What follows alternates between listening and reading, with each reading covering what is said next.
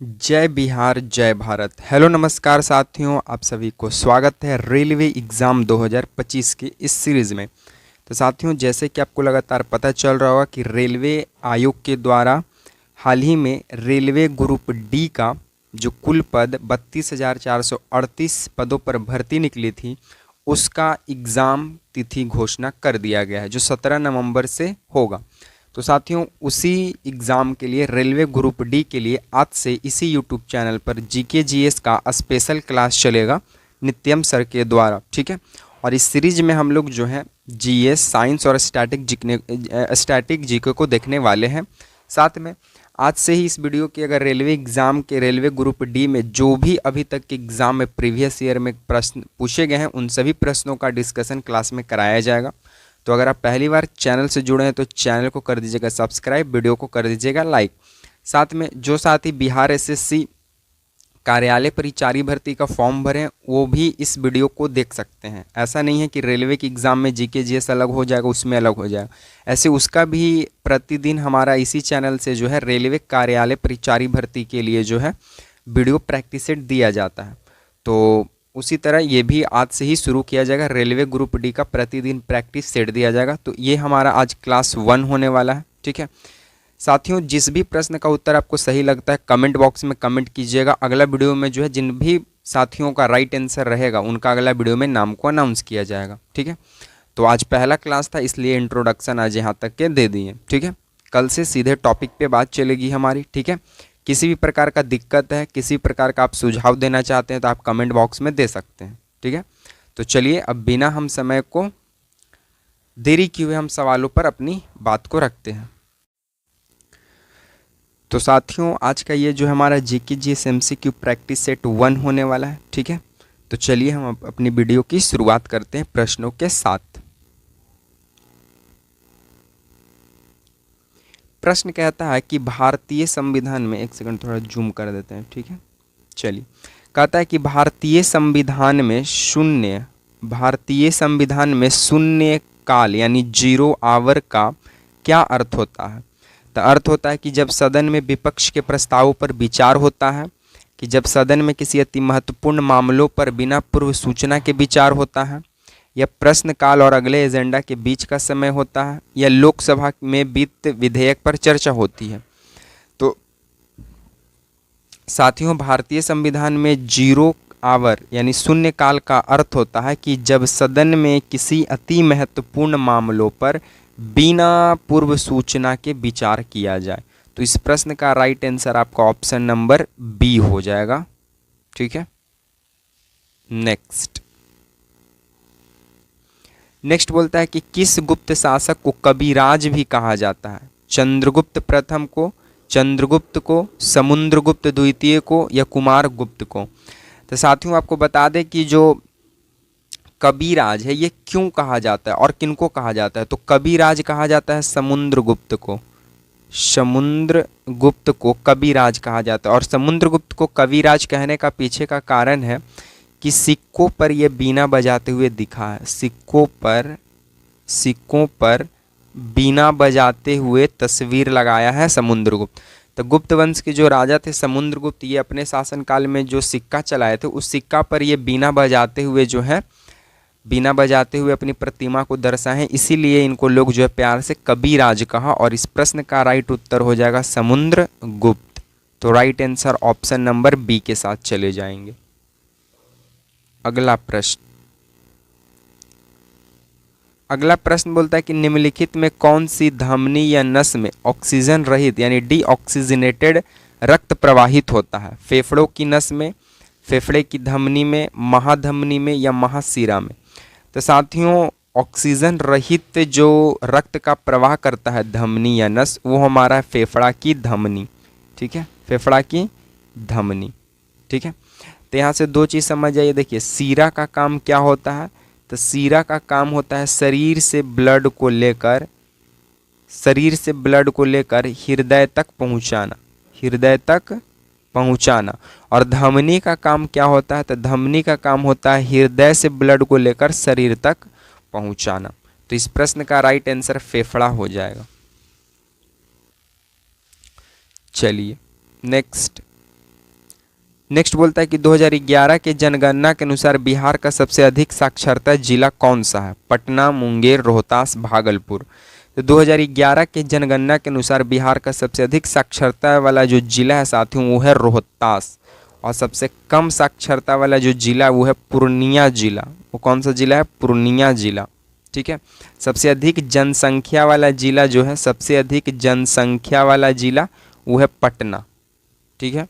भागलपुर को साथियों हम लोग सिल्क सिटी, अच्छा भागलपुर जो है साथियों उनको हम लोग सिल्क सिटी के नाम से जानते हैं, भागलपुर को सिल्क सिटी के नाम से जानते हैं। तो इस प्रश्न का राइट आंसर रोहतास जिला होगा। नेक्स्ट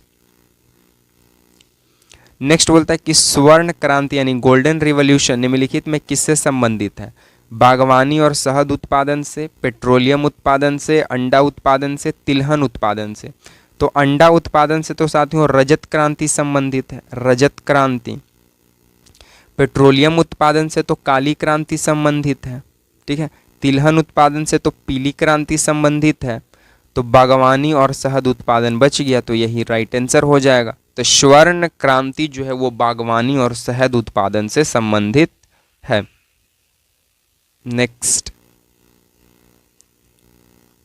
नेक्स्ट बोलता है कि पानीपत की तीसरी लड़ाई निम्नलिखित में किन दो के बीच लड़ी गई? पृथ्वीराज चौहान और मोहम्मद गौरी, अकबर और हेमचंद्र विक्रमादित्य, मराठा साम्राज्य और दुरानी साम्राज्य यानी अहमद शाह अब्दाली, हुमायूं और शेरशाह सूरी। तो साथियों पानीपत का तीसरा युद्ध होता है 1761 ईस्वी में, और 1761 ईस्वी में जो लड़ा जाता है वो लड़ा जाता है मराठा साम्राज्य और दुरानी साम्राज्य, जिसके नेता होते हैं ये, जिसके राजा होते हैं अहमद शाह अब्दाली, जिसमें मराठों की क्या होती है? हार, और अहमद शाह अब्दाली की जीत होती है। तो right answer option number C के साथ चले जाएंगे। नेक्स्ट, कनिष्क के शासनकाल के दौरान चौथी बौद्ध संगति का आयोजन किस स्थान पर किया गया था? राजगिरी, वैशाली, पाटलिपुत्र या कुंडलवन। तो साथियों कनिष्क के समय चौथी बौद्ध संगति जो है कुंडलवन कश्मीर में किया गया था। और कनिष्क जो थे ये कुषाण वंश के राजा थे। किस वंश के? कुषाण वंश के राजा थे। ठीक है, कुषाण वंश के राजा थे। तो राइट आंसर क्या होगा? तो साथियों राइट आंसर आपका जो है वो कौन सा हो जाएगा? ऑप्शन नंबर डी हो जाएगा। नेक्स्ट, निम्नलिखित में कौन खरीफ फसल है? गेहूं, चना, बाजरा, सरसों। तो साथियों इसमें जो बाजरा है ये खरीफ है, ये खरीफ फसल है।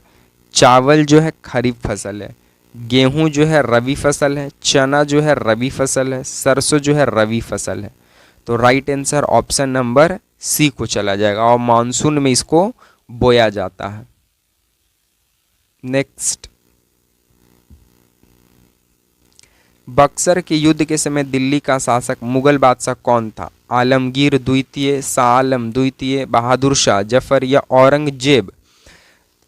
तो साथियों इसका राइट आंसर हो जाएगा कि बक्सर का जब 1764 में युद्ध हुआ था, तो 1764 में बक्सर के युद्ध में अंग्रेजी सेना का नेतृत्व जो है वो हेक्टर मुनरो किया था। कौन किया था? हेक्टर मुनरो किया था। लेकिन उसमें बंगाल का गवर्नर जो है वो होता है वेंसी टाट। तो ये होता है बंगाल का गवर्नर। और हेक्टर मुनरो जो है बक्सर के युद्ध में अंग्रेजी सेना का नेतृत्व करता है, और उसमें मुगल बादशाह रहता है शाह आलम द्वितीय। तो right answer option number B के साथ चले जाएंगे। नेक्स्ट, हर्षवर्धन ने अपनी राजधानी थानेश्वर से कहाँ स्थानांतरित की? तो हर्षवर्धन अपना प्रारंभिक राजधानी जो है वो कहाँ करता है? वो रहता है थानेश्वर। लेकिन बाद में थानेश्वर से स्थानांतरित करके कर देता है कन्नौज। कहाँ कर देता है? कन्नौज। तो राइट आंसर कन्नौज हो जाएगा। Right answer option number B. अगला प्रश्न, हर्यक वंश का संस्थापक कौन था? देखिए साथियों हर्यक वंश को पितृहंता वंश भी बोला जाता है, पितृहंता वंश, क्योंकि हर्यक वंश के जो राजा हैं वो हैं बिंबिसार। वो कौन है? बिंबिसार। और बिंबिसार का जो बेटा है उसका नाम है अजातशत्रु, अजातशत्रु। और अजातशत्रु का बेटा का नाम क्या है? तो अजातशत्रु का बेटा का नाम है उदाईन, उदाईन, उदाईन। तो राइट आंसर क्या होगा? बिंबिसार। तो बिंबिसार को मारकर बेटा बन जाता है अजातशत्रु राजा, और अजातशत्रु का बेटा उदाईन मारकर बन जाता है राजा, इसलिए इसको पितृहंता वंश कहते हैं। तो राइट आंसर बी हो जाएगा।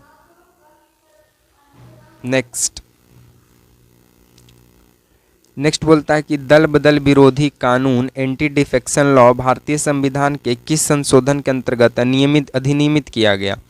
तो ये किया गया था 52वां संविधान संशोधन 1985, और यह काल रहता है राजीव गांधी का। राजीव गांधी के ही द्वारा ये किया गया था, और राजीव गांधी के ही द्वारा दल बदल कानून भी लाया गया, दल बदल कानून भी लाया गया। और दल बदल कानून में जो है साथियों, संसद और विधायक का पद जो है वो क्या किया जा सकता है? तो वो रद्द किया जा सकता है। तो राइट आंसर सी हो जाएगा। चलिए नेक्स्ट है कि जैन धर्म में श्वेतांबर और दिगंबर संप्रदाय में किसके शासनकाल में विभाजित हुआ? अशोक, बिंदुसार, चंद्रगुप्त मौर्य, कनिष्क। तो जैन धर्म जो है साथियों, श्वेतांबर जो श्वेत वस्त्र को धारण करता था और दिगंबर जो निर्वस्त्र रहता था, ये दोनों संप्रदाय जैन धर्म से ही निकला। और ये निकला है किसके शासनकाल में? तो ये निकला है चंद्रगुप्त मौर्य के शासनकाल में। ठीक है, चंद्रगुप्त मौर्य के शासनकाल में। तो राइट आंसर सी के साथ चले जाएंगे। नेक्स्ट, भूकंप के दौरान किस स्थान पर सर्वप्रथम भूकंप का अनुभव किया जाता है? वह फोकस कहलाता है, वह अधिकेंद्र कहलाता है, प्लेट सीमा या क्रेटर? तो भूकंप के दौरान जिस स्थान पर सबसे पहले भूकंप आता है साथियों या अनुभव किया जाता है, उसे अधिकेंद्र यानी इपी सेंटर कहा जाता है। क्रेटर क्या है साथियों? तो क्रेटर ज्वालामुखी का मुंह होता है, ज्वालामुखी का मुंह। तो ज्वालामुखी के मुंह को बोलते हैं क्रेटर। ठीक है, और भूकंप सबसे पहले जहां अनुभव किया जाता है उसको बोला जाता है एपी सेंटर यानी अधिकेंद्र। और भूकंप को जिससे मापते हैं उसको बोलते हैं रिक्टर स्केल, रिक्टर स्केल। इससे भूकंप की तीव्रता मापी जाती है।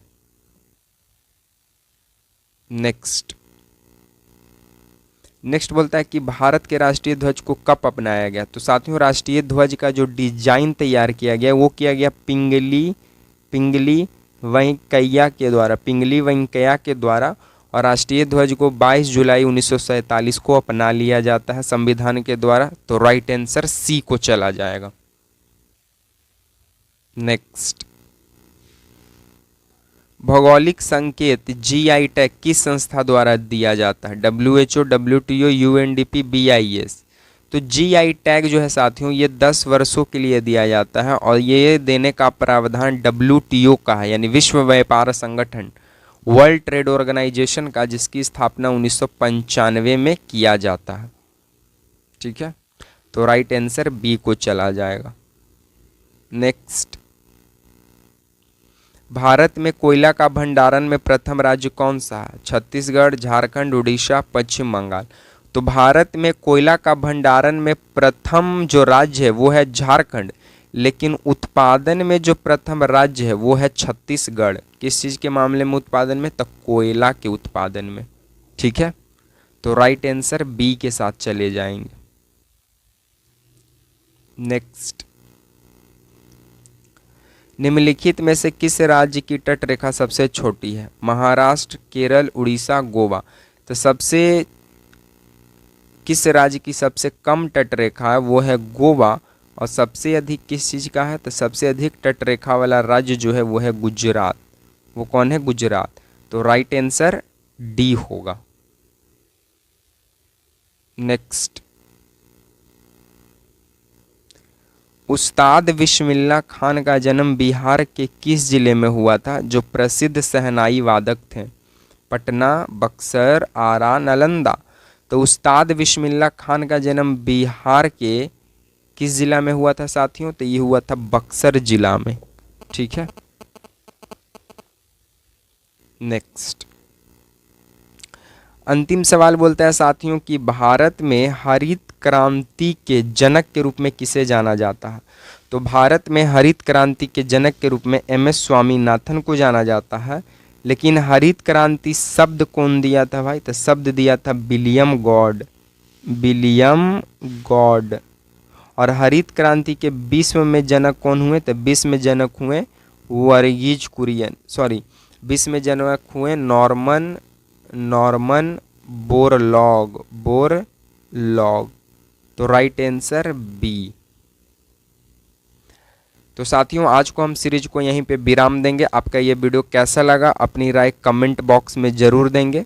वीडियो पसंद आया हो तो वीडियो को लाइक कर दें, वीडियो को शेयर कर दें एंड चैनल को सब्सक्राइब करना मत भूलिएगा, क्योंकि आपको प्रतिदिन इसी चैनल से आरआरबी रेलवे ग्रुप डी के लिए, रेलवे ग्रुप डी के लिए जीके जीएस का प्रतिदिन प्रैक्टिस सेट दिया जाएगा। ठीक है, तो मिलेंगे नेक्स्ट वीडियो में। तब तक के लिए आप तमाम साथियों को जय हिंद, वंदे मातरम।